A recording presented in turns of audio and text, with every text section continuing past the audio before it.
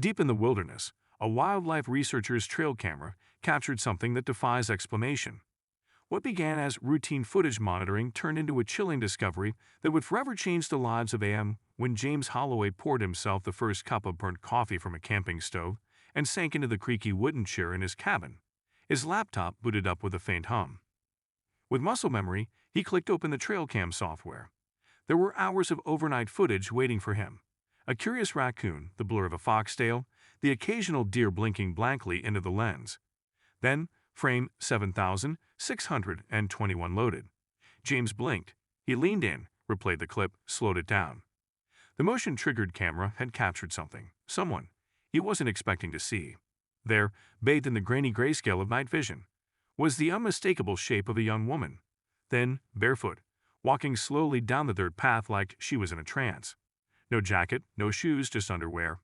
Her arms hung limp by her sides, and her long hair clung to her shoulders like it had rained recently, though the weather logs said otherwise. He froze. Was it a prank? A model doing some forest photo shoot? A dream? She didn't look toward the camera. She didn't stumble. She walked with eerie precision. The trail cuts straight through this part of the woods, about 3 miles from the nearest road. No flashlight, no gear, no way to see.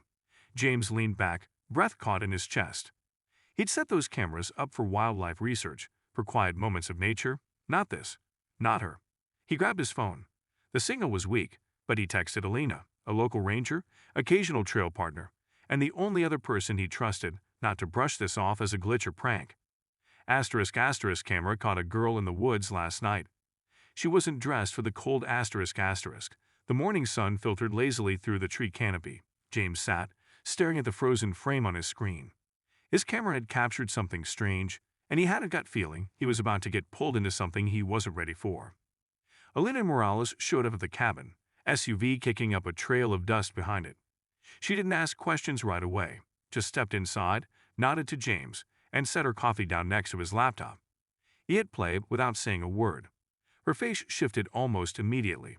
"What the hell?" "I know," James muttered. Alina squinted at the screen. "She's not carrying anything. No light, no backpack."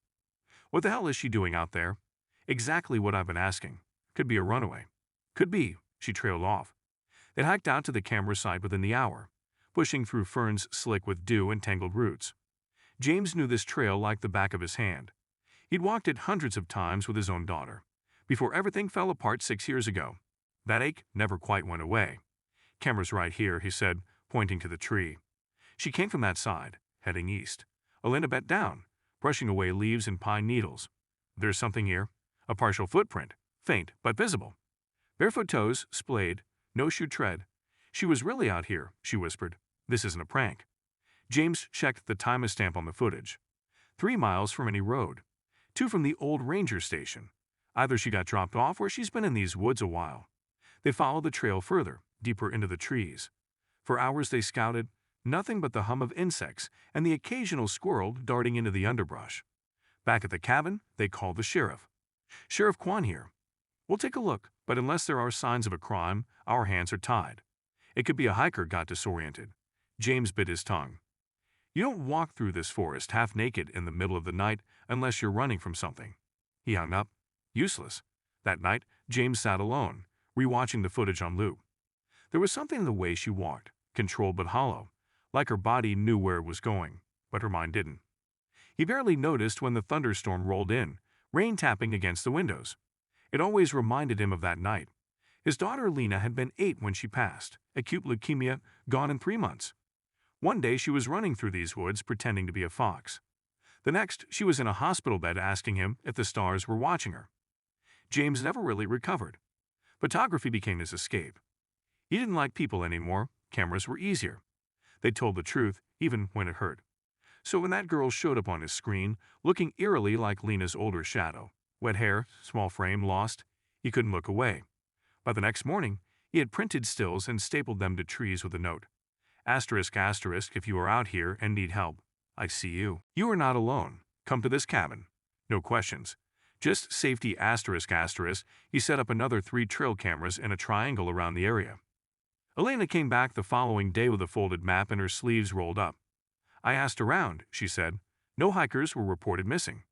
But there's a family in the next county with a teenage daughter who's been gone 5 days. Parents say she runs off all the time." Alina made air quotes. James scoffed. Of course they said that. She handed him a grainy photo from a social media post, a girl named Vivian Lake. Dark blonde hair, freckles, soft eyes. She looked like any other 17-year-old, except for the way her smile didn't quite reach the corners. It could be her, maybe. There's no way to confirm, Alina added. But it's a start. 3 days later, one of the cameras was triggered again. The girl was back. Same girl, still barefoot, still silent. But this time, she looked up, directly into the camera.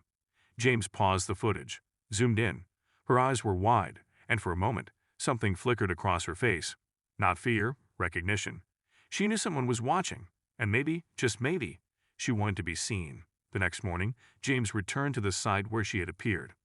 Under a fallen log, half buried in leaves, he found a small plastic bag. Inside was a handwritten note on notebook paper.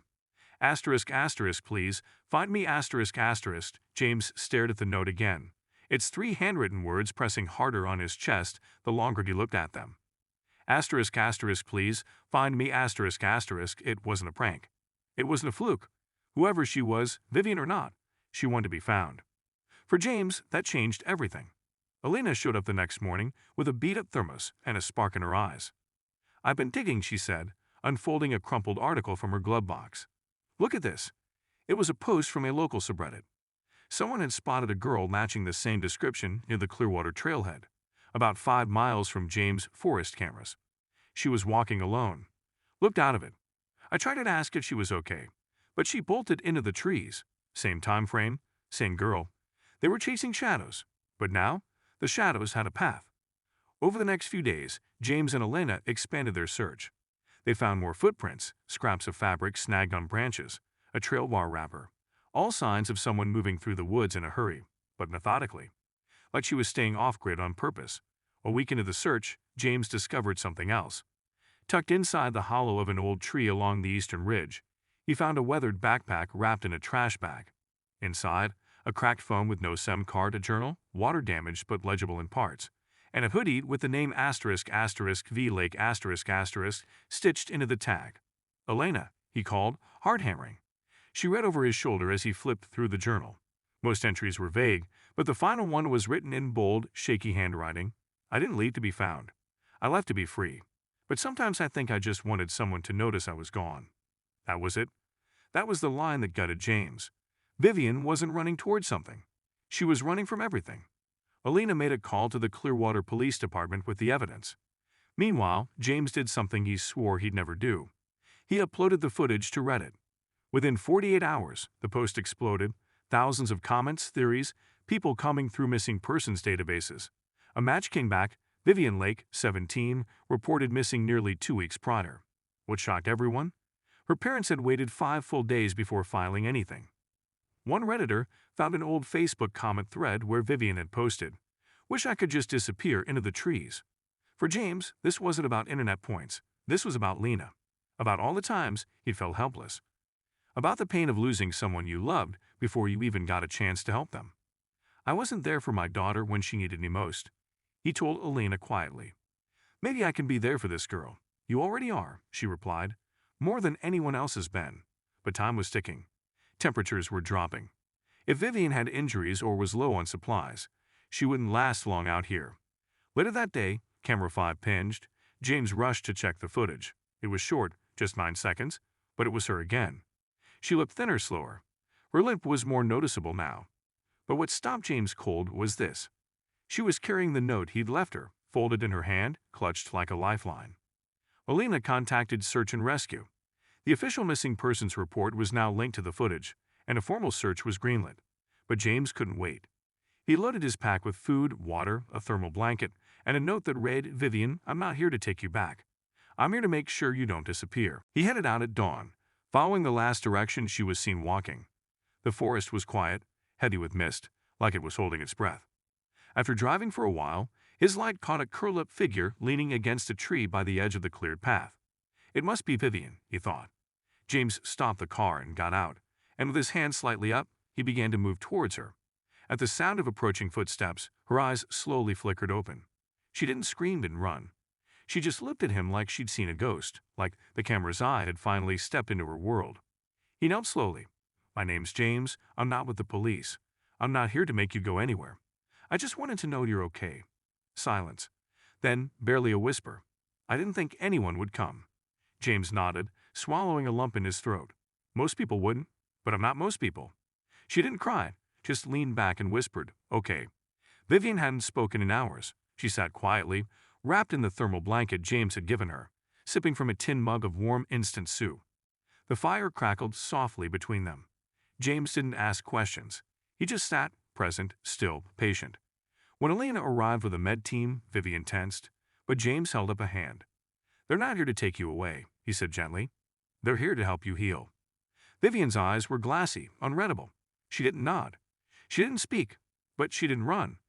The medic gently examined her leg. It was swollen, bruised, and likely sprained.